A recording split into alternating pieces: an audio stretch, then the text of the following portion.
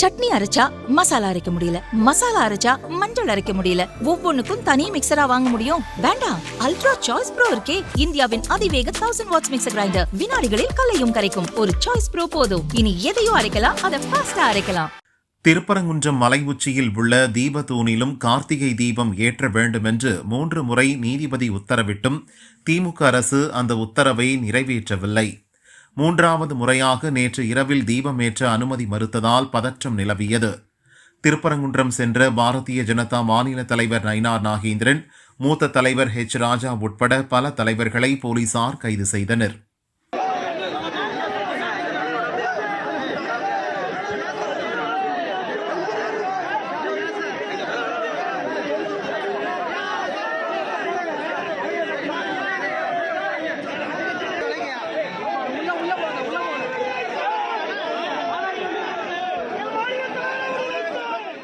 திமுக செயலால் இந்துக்கள் கொதித்து போயிருக்கின்றனர்.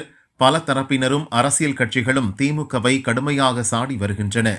ஆந்திர துணை முதல்வரும் ஜனசேனா கட்சி தலைவருமான பவன் கல்யாண் திருப்பரங்குன்றம் விவகாரத்தில் தமிழக அரசை கண்டித்துள்ளார்.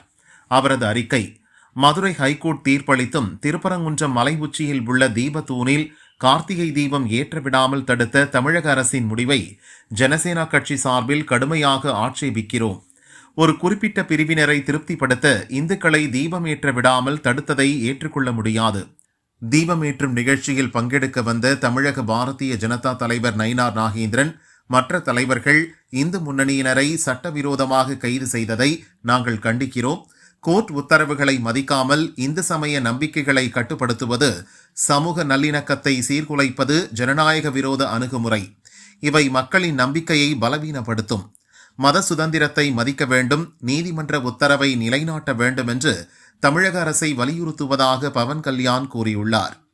நயினார் நாகேந்திரன், ராஜா உள்ளிட்ட தலைவர்களை கைது செய்ததும் அவர்களுக்கு போன் செய்து தனது ஆதரவை தெரிவித்தார் அதிமுக பொதுச் செயலாளர் பழனிசாமி. அவரது சார்பில் அதிமுகவை சேர்ந்த திருப்பரங்குன்றம் எம்எல்ஏ ராஜன் செல்லப்பா நேரில் சென்று கைதான தலைவர்களை சந்தித்து ஆதரவு தெரிவித்தார். திமுகவை கண்டித்து பழனிசாமி பரபரப்பு அறிக்கையும் வெளியிட்டார். அதில் அவர் கூறியது: கோர்ட் உத்தரவை நிறைவேற்ற முடியாது என கங்கணம் கட்டிக்கொண்டு சட்ட நிர்ணயங்களுக்கு முற்றிலும் விரோதமான அரசாக தன்னை நிரூபித்துள்ளது ஸ்டாலின் மாடல் திமுக அரசு. தமிழக பாரதிய ஜனதா தலைவர் நயினார் நாகேந்திரன் உள்ளிட்ட பக்தர்கள் அனைவரையும் திமுக அரசின் ஏவல் துறை அராஜக போக்குடன் கைது செய்திருப்பது கடும் கண்டனத்துக்குரியது. கோர்ட் தீர்ப்புகளுக்கு அப்பாற்பட்டதாக தன்னை நினைத்துக் கொண்டிருக்கிறதா பொம்மை முதல்வரின் அரசு? ஹைகோர்ட்டின் 2 அமர்வுகள் அளித்த உத்தரவுக்கு பிறகும் அரசு இயந்திரத்தை பயன்படுத்தி திமுக இப்படி அடாவடித்தனத்தை கையாள்கிறது. வேண்டுமென்றே பெரிய பிரச்சனையாக்கி தமிழகத்தின் மத நல்லிணக்கத்தை சிதைக்கும் நோக்கில் தேர்தல் அரசியல் ஆதாயத்துக்காக குளிர்காய துடிப்பது தெள்ள தெளிவாகிறது. ஹைகோர்ட்டின் தெளிவான உத்தரவுக்கு பிறகும் ஆட்சியில் இருக்கும் திமுகவை மகிழ்விக்கவோ என்னவோ சில அதிகாரிகளும் இத்தகைய கோர்ட் அவமதிப்பு செயல்களுக்கு துணை போவது வருத்தம் அளிக்கிறது என்று பழனிசாமி கூறினார். இன்னொரு பக்கம் பாசிச திமுகவின் பாஜ பாரதிய ஜனதாவிடம் பலிக்காது என்று நயினார் நாகேந்திரன் சாடினார். அவரது அறிக்கை: திருப்பரங்குன்றத்தில் காலங்காலமாக பின்பற்று வந்த இந்து வழிபாட்டு முறைகளையும் தமிழர் பண்பாட்டையும் அழிக்க துடிக்கும் இந்து விரோத திமுக அரசுக்கு எதிராகவும் ஹைகோர்ட் உத்தரவுகளை நிறைவேற்ற கோரியும் தமிழகம் முழுவதும் அமைதி வழியில் போராடி வரும் பாரதிய ஜனதாவினரை நினைத்து அளவில்லா கர்வம் கொள்கிறேன். 4.5 ஆண்டுகளாக நியாயத்துக்காக மக்களுடன் துணை நிற்கும் பாஜகவினர் மீது ஆளும் அரசு 1000 அடக்குமுறைகளை கட்டவிழ்த்து விட்டாலும் பாஜக தொண்டர்களின் துணிச்சலும் அர்ப்பணிப்பும் கடுகளவு கூட குறையவில்லை என்பதற்கான மற்றொரு எடுத்துக்காட்டுதான் நடுநிசி போராட்டம்.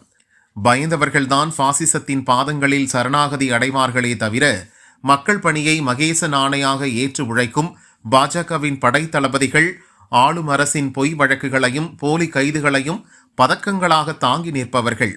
பாசிச திமுக அரசால் பாஜக தொண்டர்களின் மன உறுதியை அசைத்து கூட பார்க்க முடியாது என்று நாகேந்திரன் கூறியுள்ளார்.